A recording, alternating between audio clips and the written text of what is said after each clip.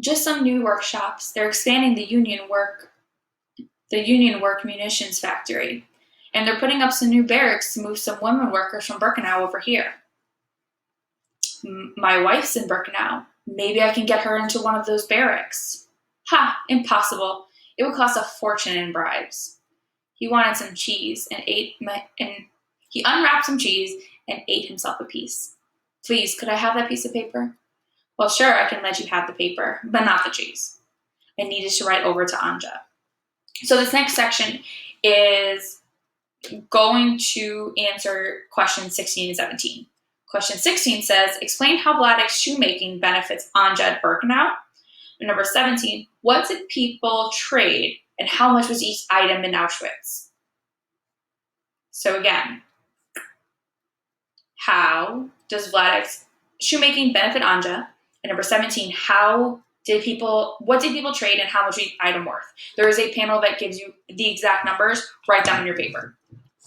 So, top page 63. Even paper was hard to have there. My friends had always to me when they needed.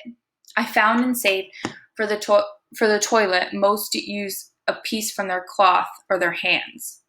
Why didn't other people save paper? You know how most people are. So over here is interesting, this first top panel. Vladek is saying how he used to save paper to be toilet paper, and how some people that didn't have it would either use part of their clothes or their hands. In the last chapter, Vladek was very particular about how many matches he had, how many wooden matches. He was so particular about how many he had and was saving. And we see as his time in Auschwitz that he used to have to save paper as a necessity. What's interesting is we're not in the same predicament right now, but it's somewhat similar to what we're experiencing during quarantine. Everyone freaks out about toilet paper. In Auschwitz, they didn't have any at all. So it's just an interesting comparison from the beginning of what we read so far and what we know about Vladek and his time. So I wrote over to Anja that now I am a shoemaker and I heard about these new barracks. And Nancy took it. She was so good. Always she took. On the back from my letter, Anja wrote how much she wanted only to come to such a barrack near to me. Anja's barrack was maybe 1,000 girls with a bad capo, would hit anybody that came near. Sneak, I saw you take a second piece of bread. No, she had leather boots, not wood, but they're in very bad shape, but really leather. Nice boots. It's a pity their soles are coming apart. So, what do you care? You could send them to my husband. He's a shoemaker in Auschwitz. Oh, really? So she arranged the boots over to me. Of course, I fixed very nice the shoes, and the capo then was very different with Anja. That is your answer to number 16. The soup can is too heavy for you. Come rest in my room until the appel. Very different. So Anja gets special treatment because of Vladek's job. Vladek fixed the capo's boots, therefore Anja got better treatment. It's a very much, you do something for me, I do something for you. Okay? That's very important to know. This is for number 17 here. I thought only how happy it would be to have Anja so near to me in these new barracks. It could be arranged for 100 cigarettes and a bottle of vodka, but this was a fortune. 1 day's bread equals 3 cigarettes. 200 cigarettes equals 1 bottle of vodka. So in order to get 200 cigarettes, you needed almost 100 days of bread. And that gives you 1 bottle of vodka. How could you get these cigarettes? Each week to the workers, they gave us 3. They issued a luxury like that.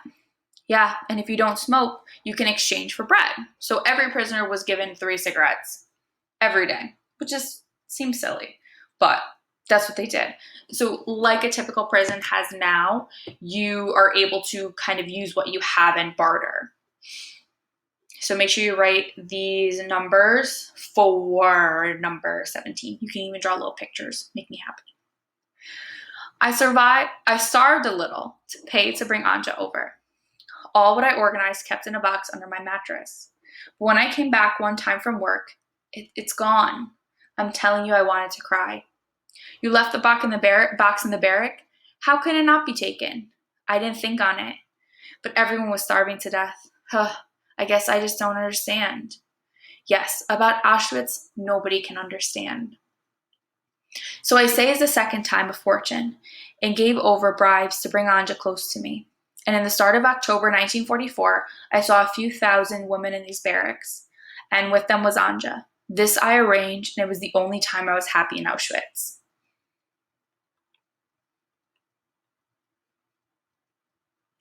When nobody saw, I went back and forth until I saw her from far, going to make munitions. She went also back and forth until it was safe to approach over to my food packages. Hey, you, stop! But one time, it was very bad. Drop that package. You stop right there. Stop! She ran, she didn't know where, into her own block. Only a friend from Anja was there, a room cleaner. Hide me, Lanya, quick. Get under one of the blankets. I know you're in here someplace, and when I find you, I'll kill you right here on the spot. It was several rooms there, and hundreds of beds. In one, Anja lay, shaking, afraid to breathe even. I'll kill you, kill you. For maybe an hour, like crazy, she ran from room to room, throwing upside down the beds. Bah, get all the beds in order for the appel. Okay, Anja, it's safe to come out now. But this wasn't over yet. On the evening appel, she came again, Miss Capo. The prisoner I chased this afternoon will now step forward. But Mother didn't step out. It would be better for you if you step out than if I find you. She came back and forth, looking in each face, but with the stripes, everyone looked the same. If you know who she is, push her forward or you all will suffer. She made them to run, to jump, to bend until they couldn't anymore, then more the same. For a few appels, it went so, but nobody of Anja's friends gave her out. You can imagine what she went through. As you can see, some people are dropping dead. So all of them were being tortured, but Anja did not give herself up, and no one gave up Anja. I had to stop sending over such packages more to Anja. I lost anyway my job near to her soon after my whole workshop they closed out. They put us back to the main camp and took me for black work. Black work? This is for question number 18. The job he gets after the shoemaking shop closes. Carrying back and forth big stones, digging out holes, each day different but always the same, very hard. And God forbid if you stopped only a minute to breathe. You got a hit to the head or worse. To me, they never hit because I worked all my muscles away. I like better the indoors work. I sometimes was a Beth-Nakber, a bed after puller. After everybody fixed their beds, we came to fix better so the straw looked square. What a crazy job. No, they wanted everything neat and in good order. But these days, I got too skinny, and it came again a selection. Block spear. Now it could be my turn. Right away, I ran inside to the toilets, and if somebody looked, I'll tell I had a bad stomach. What had I to lose? Nobody looked, so I sat lucky the whole selection. So that is important. He kind of saves himself just by hiding. Did you do black work for the rest of the time you were there? I had not again a new chance for a better job. In Auschwitz together I was 10 months. How long were you in quarantine teaching English? Maybe 2 months? There, I had it good. You told me about that. How many months were you in the tin shop? In this workshop, tin and shoe work combined, I was about 5 or 6 months. Excuse me.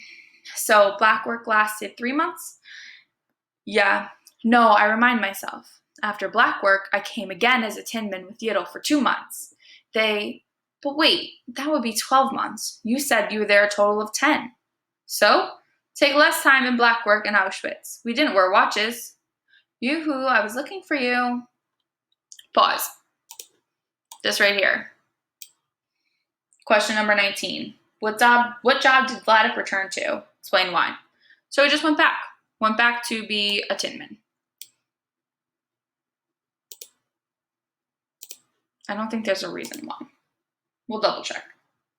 And then number 20. How many months was Vladik in Auschwitz altogether, and why is this significant? So this is how many months he was in Auschwitz. There's some discussion between 10 or 12 months, okay? Now, this is where things get dicey, because when there is a discrepancy in the story, okay, because we believe Vladik was in Auschwitz. We do. There's no way he knows this information before the dawn of internet, and how thousands and thousands of survivors have the same stories about how things were, what happened to them. The fact that he doesn't remember how long he was in there makes sense. They did not wear watches. They didn't know what days it was. How would they keep count? They were surviving. I'm sure none of us even know what day it is currently. So how would someone in Auschwitz know how long they were in the camps for? Unfortunately, people in that very small subset of people believe that this is more documentation that proves that Holocaust survivors are liars. And it's very sad to think of, because, again, he's able to give vivid descriptions about everything. This is something that we see, the Auschwitz concentration camps. We know they exist, but unfortunately, these discrepancies cause issues in the story, and it becomes fuel for these anti-Holocaust people to focus on. So that's your answer for number 20. He's in here for 10 to 12 months. It's important because he doesn't know how long he's in there, and people can use that against the story.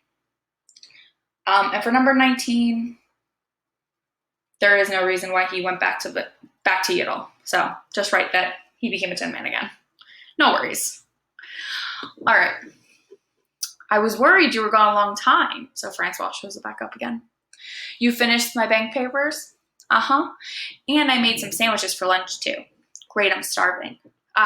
If you made with white bread, I'm not allowed to eat. Such a good girl with my special bread she knew to make. Mala wouldn't have done such a good sandwich. It was the only bread in the house. Want some tea or coffee? I can make. I have a tea bag near to the sink drying from breakfast. How did you become a Tin Man again? Mala could go for a whole evening out with her friends and leave from me nothing cooked to eat or drink. You see how it is? I have now one more time and unnecessary suffering in my life. So how did you get back in the tin shop? Oh, just kidding. This is it. This is the other part of the answer for number 19. Sorry, friends. When the Russians came near, the Germans made ready to run from Auschwitz. They needed tin men to pull apart the machineries of the gas chambers. They wanted to pack it all to Germany, where they could take also all of the Jews and finish them in quiet. The Germans didn't want to leave anywhere a sign of all what they did. You heard about the gas, but I'm telling, not rumors, but only what I really saw. For this, I was an eyewitness. Again, this is a very important part of the story, okay? What we know, when the Americans and the Russians came to liberate the camps, Nazis were smart. They tried to cover up they were exterminating people and blew up gas chambers. They tried to pretend that it did not happen. They tried to make it seem as this was just a work camp where they took prisoners, not because they were Jewish, because they were prisoners, or they tried to immigrate to another country illegally. They put them in these camps and tried to say that they died of their own cause, that there was no murder happening here. But unfortunately, when you have gas chambers and then crematoriums where you systematically murder people, that is murder. That's not anything. These atrocities were not found until after liberation. No one went to look for gas chambers. No one knew what they were doing in these camps. They literally just stumbled upon them. They really had no idea. I'll post another video next week. It's from Band of Brothers, where they come across the camps. Americans come across the camps. That really shows the reactions, very realistic. So because a lot of them were destroyed, the only account that they have of these things happening is the eyewitness from the prisoners. So this whole section is very crucial to the Holocaust story. So let us continue reading.